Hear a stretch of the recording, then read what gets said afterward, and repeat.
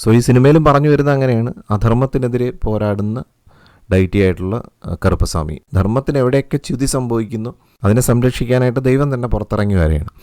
അപ്പോൾ അത് സൂര്യ എന്ന് പറയുന്ന ആ ഒരു ആക്ടറുടെ ആ കംപ്ലീറ്റ് ഓറ, ഇത് ഈ സിനിമയിൽ ഉടനീളം അദ്ദേഹത്തെ കാണുമ്പോൾ തന്നെ നമുക്ക് ഓൾറെഡി അദ്ദേഹത്തിൻ്റെ ഓറ, അദ്ദേഹത്തിൻ്റെ ഗ്ലാമർ എന്നൊക്കെ പറയുന്നത് ഒരു പീക്കാണ്.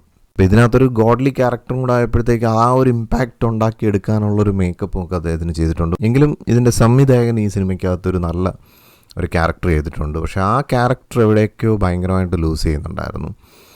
ആ ഒരു പവർ ആ ഒരു ക്യാരക്ടറിന് നെഗറ്റീവാണ് എങ്കിൽ പോലും നമ്മുടെ എസ്.ജെ. സൂര്യയൊക്കെ ചെയ്യുന്ന പോലുള്ളൊരു സംഭവമായിട്ടാണ് പുള്ളി ചെയ്തിരിക്കുന്നത്. പക്ഷേ ആളുടെ കയ്യിൽ അത് നിന്നിട്ടില്ല ആ ഒരു ക്യാരക്ടർ.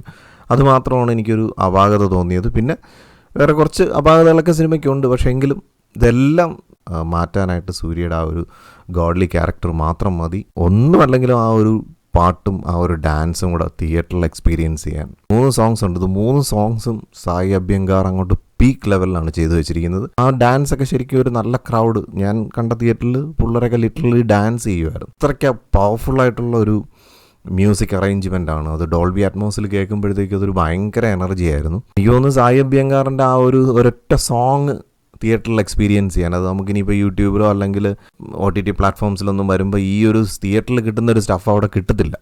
അപ്പോൾ അത് മാത്രം കാണാനായിട്ട് വേണമെങ്കിൽ ഈ സിനിമ കാണാം. ഞാനിത് 2 തവണ കണ്ടായിരുന്നു.